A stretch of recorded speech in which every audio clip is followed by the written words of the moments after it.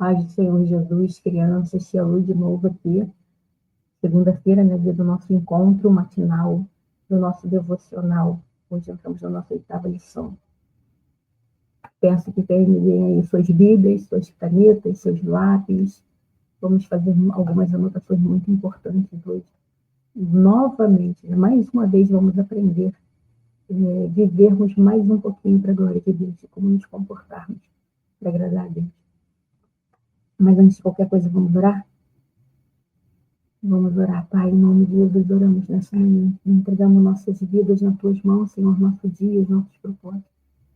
Entregamos também, Senhor, todas as pessoas que estão sofrendo por causa dessas chuvas, Pai amado.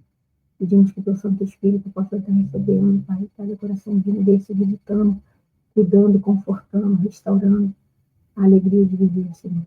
Que a paz que excede todo entendimento possa alcançar essas pessoas. Eu te peço em nome de Jesus que faz água escoar. Eu te peço em nome de Jesus que haja restauração, regeneração, restituição de tudo aquilo que foi perdido materialmente. Pai, sabemos que eu tenho poder para nos dar infinitamente mais do que podemos imaginar. Eu tenho poder para restituir tudo isso, mas eu te peço, Senhor amado, que haja cura nos corações, que haja esperança, que haja fé. Senhor, aumenta a nossa fé, a fé daqueles que estão passando por todas as adversidades causadas por esses dias de chuva, Pai. Eu te peço que o Senhor venha visitar esses corações e que possamos, Senhor, ser cheios de resiliência, que possamos resistir aos dias maus, resistir às adversidades. Peço que o Santo Espírito tenha liberdade para consolar aqueles que estão sofrendo a dor do luto, da perda, Senhor. Pai, que haja paz no meio do teu povo, que haja paz no meio dessas pessoas, Senhor amado, que estão sofrendo. Eu penso como fosse presente aqui no nosso estudo, abre nossa mente, nosso coração, nosso entendimento. Eu recebo toda adoração, Senhor, prestada a Ti, em nome de Jesus. Amém, crianças? Vamos lá? Iniciamos o nosso devocional de hoje, a nossa 8ª lição, né? Estamos quase chegando ao fim, já passamos do meio. E a nossa 8ª lição de hoje, ela tem como título a caridade. A caridade, a gente vai encontrar, né, nos textos bíblicos, algumas das vezes escrito chamado de caridade, outras vezes chamado de amor. A caridade, na verdade, muitas pessoas pensam que é o fazer caridade é o dar alguma coisa material. Mas a caridade, ela vai muito além de dar o material. Dar o material é consequência. A caridade é a prática de amor ao próximo. É verdadeiramente vivermos o amor que Deus tem conosco, amando o nosso próximo da mesma maneira que Deus nos ama. Esse é o sentido da caridade escrito na Bíblia. A gente vai estudar um texto que está lá em 1 Coríntios. Mas antes de a gente entrar nesse texto, vamos conhecer um pouquinho da carta aos Coríntios, da primeira carta aos Coríntios. A primeira carta aos Coríntios, escrita por Paulo, ela foi escrita ali aproximadamente 55 anos depois de Cristo. E ela tinha um propósito. Todas as cartas escritas, né, as igrejas tinham um propósito, mas o propósito dessa carta aos Coríntios era muito evidente. A gente vê Paulo ali, ele falando do amor dele por essa igreja, de Deus por essas pessoas, a gente vê Paulo falando, corrigindo também os pecados. Era uma igreja assim que costumava ter algumas falhas. E a primeira carta aos Coríntios, propriamente dita, ela tem o objetivo de combater a rebeldia e as dissensões e a falta de amor que tinha no meio daquela igreja. Esse era o objetivo, né? Ali por orgulho, por vaidade, por presunção, por soberba, o amor não estava sendo vivido dentro daquela igreja. Não estava sendo vivido na prática como Deus espera que vivamos. E o apóstolo Paulo, ele vem trazer essa carta. Ela tem algumas verdades, né? Ela vem mostrar ali que os cristãos devem olhar para Deus e para o mundo. Olhar para Deus para buscar o seu modelo de vida e não para o mundo. E não copiar as coisas que o mundo oferece. Ela disciplina muito, né? Paulo, ele tem um dom assim de disciplinar com amor, um dom maravilhoso. E a carta aos Coríntios, ela vem disciplinar. Ela vem assegurar que existe paz e pureza em Deus, nosso Pai Todo-Poderoso, em Cristo Jesus, o nosso Salvador. Ela vem falar da adoração, dos exercícios dos dons. E aí ela fala do maior de todos os dons, que nós já estudamos aqui dias passados, né, que é o amor. Santiago vai trazer aqui para vocês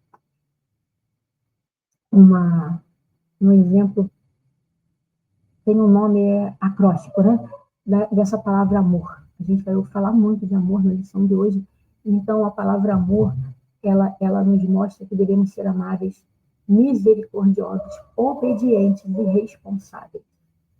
Então, a tia trouxe esse acróstico aqui, mas agora a gente vai para a leitura do texto que está lá em Coríntios, 1 Coríntios, capítulo 1, 1 Coríntios, capítulo 13, do verso 1 ao 3, que diz assim, ó, ainda que eu falasse a língua dos homens e a dos anjos e não tivesse amor, seria como o metal que soa ou como o sino que tinha. E ainda que tivesse o dom de profecia e conhecesse todos os mistérios e todos os montes e todo o conhecimento, ainda que tivesse toda a fé, de maneira tal que transportasse até montes, e não tivesse amor, nada seria. E ainda que distribuísse toda a minha fortuna para o sustento dos pobres, e ainda que entregasse o meu corpo para ser queimado, e não tivesse amor, nada disso me aproveitaria. O amor é sofredor, é benigno, o amor não é invejoso, não trata com leviandade, não se ensoberbece, não se porta com indecência, não busca os seus próprios interesses, não se irrita, não suspeita mal. Não folga com a injustiça, mas folga com a verdade. Tudo sofre, tudo crê, tudo espera, tudo suporta. O amor nunca falha. Mas havendo profecias, serão aniquiladas. E havendo línguas, cessarão. Havendo conhecimento, desaparecerá. Porque em parte conhecemos e em parte profetizamos. Mas quando tudo vier o que é perfeito, então o que é em parte será aniquilado. Quando eu era menino, falava como menino, sentia coisas de menino, pensava como menino, mas logo que cheguei a ser homem, acabei com as coisas de menino. Porque agora vemos por espelho, em enigma, mas então vemos a face do Senhor. Agora conheço em parte, mas então conhecerei, como também sou conhecido. Agora, pois, permanece a fé, a esperança e o amor. Entre esses três, o maior deles é o amor. O apóstolo Paulo ele vem falar sobre isso, né? Aqui em 1 Coríntios 3, ele fala que o maior de tudo é o amor. Ele vem falar nessa carta sobre como amarmos. Ainda que a gente pudesse falar a língua dos próprios anjos, se a gente não tivesse amor, nada valeria, nada seríamos. Ainda que a gente fosse milionário e pudesse dar todas as nossas riquezas aos pobres, se a gente não tivesse amor, nada seria. A gente trabalhou na última semana aí, né? Na semana retrasada, a gente trabalhou a questão da oferta, o de doar, o de dar, e a gente viu que pessoas davam aquilo que sobrava. Mas aquela viúva, aquela pobre viúva que Jesus ilustrou no tempo, ela deu tudo que ela tinha. Ela deu tudo que ela tinha por amor. A caridade, como eu já falei, ela não é só o dar o material, é o viver o amor. E a gente viu naquela lição anterior que Jesus Cristo, ele ilustrou que aquela viúva, ela amava de sobremaneira, que ela não deu o que estava sobrando. Ela deu tudo aquilo que ela tinha. E ela deu por amor. Semana passada, quando estudamos a lição, né, que falava da Bíblia, da palavra de Deus, nós vimos que a Bíblia era comparada ali como um espelho que reflete. E aqui Paulo ele vem falar, a gente está refletindo isso, ele vem falar desse espelho. Paulo fala que quando ele era menino, ele se comportava como menino, mas agora ele é um homem maduro, agora ele é um homem que conhece a palavra de Deus. E ele precisa viver a palavra, ele precisa viver esse amor de Deus. Então, crianças, a gente precisa entender que assim como Jesus Cristo, ele nos amou assim, de uma maneira imensurável, sobrenatural. Ele deu esse exemplo de amor, de se entregar, de entregar a própria vida por nós mesmos. Assim nós devemos amar o nosso próximo. É um amor de entrega, um amor aonde a gente dá a nossa vida em favor. A gente vai ver que o amor de Deus, né, ele é completo, imensurável. E Deus nos orienta a amar o nosso próximo como a nós mesmos. E a gente precisa viver isso. A gente precisa obedecer a Deus e amar o nosso próximo a nós mesmos. E tem uns memes aí, umas brincadeiras, né, que diz que às vezes o próximo dificulta, mas nós somos o próximo de alguém também. E nós também estamos dificultando para alguém também.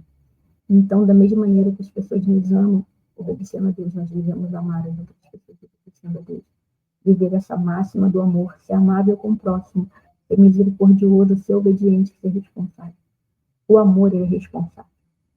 Essa primeira carta aos Coríntios, ela vem falar dessa caridade, que é dirigida a esse grupo de cristãos ali naquela cidade.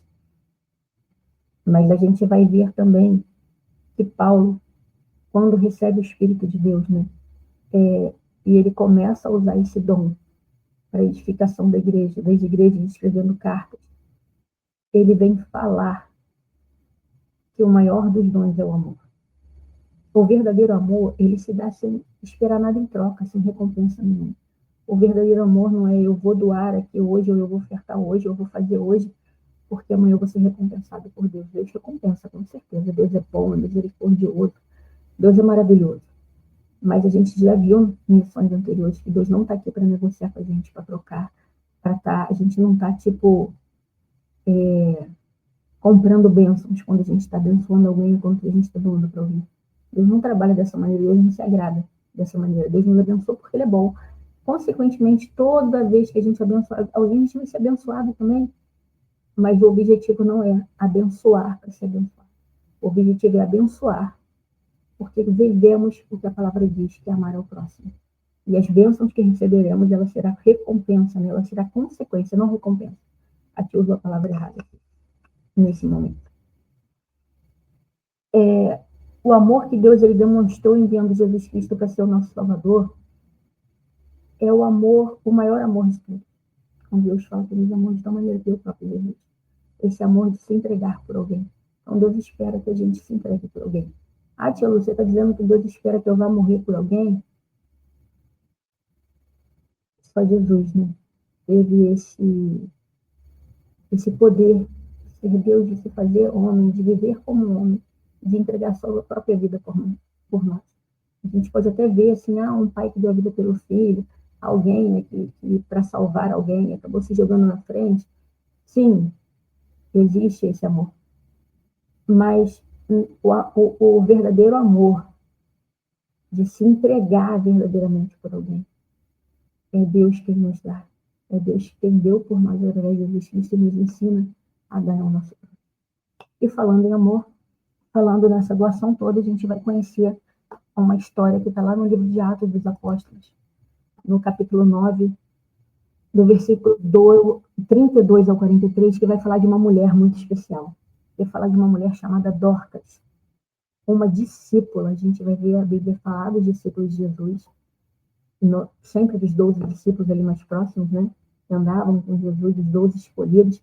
E aí a gente tem lá no livro de Atos uma discípula, falando de uma mulher e ela é chamada de discípula. Conta que aconteceu que, passando Pedro por toda parte, veio também aos santos que habitavam em Lida. E ali achou certo homem chamado Enéas, que jazia numa cama há 8 anos, do qual ele era paralítico, e disse: Pedro, Enéas, Jesus Cristo te saudou. Jesus Cristo te saúda, te dê saúde. Levanta-te e faze. E viram todos que habitavam em Lida e Sarona, os quais se converteram ao Senhor. E havia em Jope uma discípula chamada Tabita, que traduzida se diz Dorcas. Esta estava cheia de boas obras e de esmolas que fazia. E aconteceu naqueles dias em que Pedro estava por ali, que uma enfermidade a acometeu e ela morreu.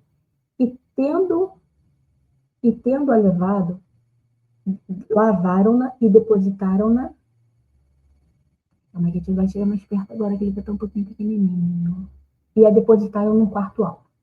E como Lida era perto de Jope, ouvindo os discípulos que Pedro estava ali, lhe mandaram 2 homens rogando-lhe que ele viesse e não se demorasse para vir ter com eles. Levantando-se, Pedro foi com eles, e quando chegou, o levaram ao quarto alto. E todas as viúvas o rodearam e choravam, e mostravam as túnicas e as roupas que Dorcas fizera quando estava com elas. Mas Pedro, fazendo sair todos, pôs-se de joelhos e orou. E voltando-se para o corpo, disse: Tabita, levanta-te. E ela abriu os olhos e, vendo Pedro, assentou. E ele, dando-lhe a mão, a levantou e chamou todos os santos e todas as viúvas e apresentou-lhes vivo. E isso foi notório por toda Jope, e muitos creram no Senhor. E ficou muitos dias em Jope com um certo Simão, curtidor. Então a gente viu que Pedro estava ali por perto. Pedro havia operado um milagre com outro homem. E ali, na cidade próxima, em Jope, essa mulher chamada Dorcas. O nome dela era Tabita. A gente já viu esse versículo algumas vezes falar, levanta-te, Tabita. Tabita, a tradução, né, no grego, Tabita é Dorcas. Então, a gente tem Dorcas, essa mulher, que habitava ali em Jope. Ela fazia muita caridade. Ela dava muito aos pobres, ela ajudava as viúvas e aos pobres das necessidades. A tia colocou aqui para vocês verem aqui, Dorcas, a tradução dessa palavra, ela significa gazela, que simboliza graciosidade, agilidade e beleza. Então, a gente tem essa relação de que Dorcas era uma pessoa graciosa, uma pessoa de uma beleza interior muito grande, uma pessoa muito ágil em cuidar. Dorcas, ela construía, ela confeccionava, ela costurava roupas para os pobres, para os órfãos, para as viúvas, para os mais necessitados. Ela tinha um dom, que era o dom da costura, e ela ficou conhecida por essa habilidade que ela tinha de costurar e pela generosidade de confeccionar essas roupas manualmente e distribuir aos necessitados. O nome de Dorcas ele se tornou um símbolo do serviço amoroso e de obras de caridade. Então, toda vez que a gente ouve falar de Dorcas, a gente traz na memória a doação, a ser uma ajudadora, a ser uma pessoa que ajuda o próximo. Esse nome se tornou um símbolo da caridade, do amor que é o se doar, que é o cuidar do próximo.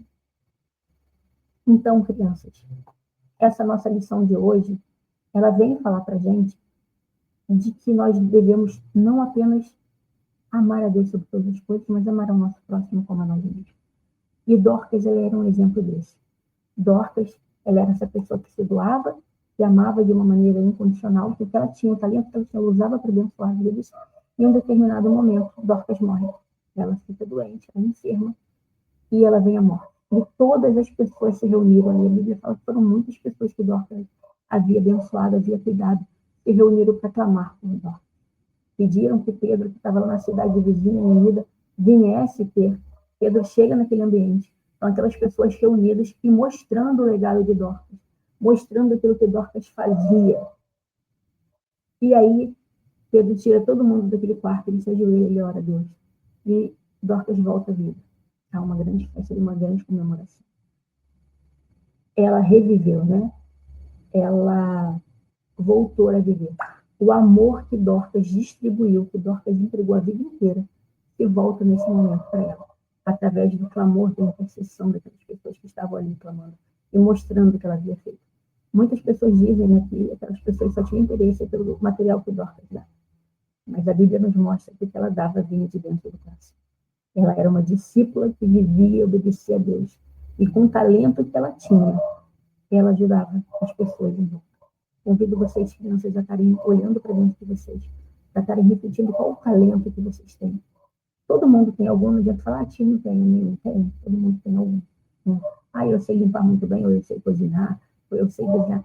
Seu talento, ele vai servir para alguma coisa no reino de Deus. Deus não te deu ele à toa, te deu ele com o propósito de você amar ao teu próximo através também do teu talento, a servir ao teu próximo. Nós fomos chamados para sermos servos de Jesus Cristo, o nosso Senhor e Salvador, e para servirmos uns aos outros. Da mesma maneira que Jesus nos abençoou e nos amou, amamos ao nosso próximo. Então, crianças, o nosso resumo da nossa lição de hoje é esse: vivermos para amar ao próximo como a nós mesmos, ajudarmos ao nosso próximo, fazer caridade, nos doarmos. O talento que nós temos, vamos colocar para rolar aí, vamos colocar para ajudar o próximo, vamos colocar para servir o reino de Deus, para expandir o reino de Deus. E na nossa verdade bíblica de hoje, nós aprendemos que nós, como a Igreja do Senhor, nós devemos manifestar o verdadeiro amor a todos, amando-os como a nós mesmos. Amar ao próximo como a nós mesmos, em nome de Jesus. Oremos, crianças. Estamos vivendo aí uns dias para colocar esse amor em prática, né? Nossa região foi muito abalada por essas chuvas, por essas enchentes. Região vizinha também, todo o nosso estado do Rio de Janeiro. A gente tem aí o nosso estado vizinho, Minas Gerais também. Então, crianças, é hora da gente pegar o nosso talento e colocar em prática. O que a gente pode fazer? Podemos contribuir com o que? Temos condição de abençoar financeiramente alguém, de levantar doações, não temos. Temos condições físicas de ir até alguém que passou por esse que teve a sua casa alagada, que precisa ser lavada, que precisa ser limpa, reconstituída, vamos nos doar em serviço. Eu não tenho como fazer nada disso, Tia. Vamos nos doar em oração. Vamos apresentar a Deus as necessidades, aquela oração que a Tia Lu está sempre ensinando. A gente está trabalhando nas nossas aulas presenciais, a intercessão. Vamos abençoar o nosso próximo, vamos amá-lo. Eu costumo dizer que a maior prova de amor que alguém tem por mim é quando ora por mim, pela minha vida. E assim eu entendo que a maior prova de amor que eu posso demonstrar às outras pessoas é quando eu intercedo a Deus por eles. Sempre falo, né? Tá falando de você para Deus. Às vezes eu não procuro, não mando uma mensagem, mas Deus traz aquela pessoa no meu coração e lá vou eu parar o que eu estou fazendo naquela hora e apresentá-la para Deus.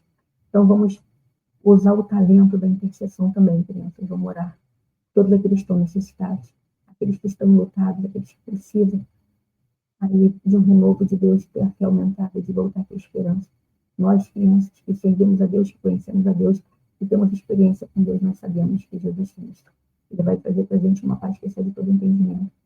Independente das dores que estamos enfrentando, das dificuldades, das enfermidades, das adversidades da vida, o amor de Deus ele vai permanecer. Amém, crianças? Vamos orar. Senhor, nosso Deus e nosso Pai, muito obrigado por esse momento, Senhor amado. Muito obrigado por essa palavra. Eu te peço que aquilo que eu não tive condições no dia de hoje, de estar falando para as tuas crianças, que o Santo Espírito possa estar completando, possa estar levando até o coração delas. Te peço mais uma vez que nos torne intercessores. Te peço que todas essas crianças se reúnam agora em uma única oração, Pai. Clamando pelas necessidades, pelas vítimas das enchentes, das catástrofes, Senhor amado. Clamando pelos que estão enlutados, Pai. Em nome de Jesus, manifesta o teu poder. Em nome de Jesus, abençoa. Em nome de Jesus, restaura, Pai. Em nome de Jesus, faça-se presente em nossas vidas. Amém. Amém, amém. Hoje só crianças até a próxima segunda. Beijo. Que Deus abençoe grandemente. Em nome de Jesus.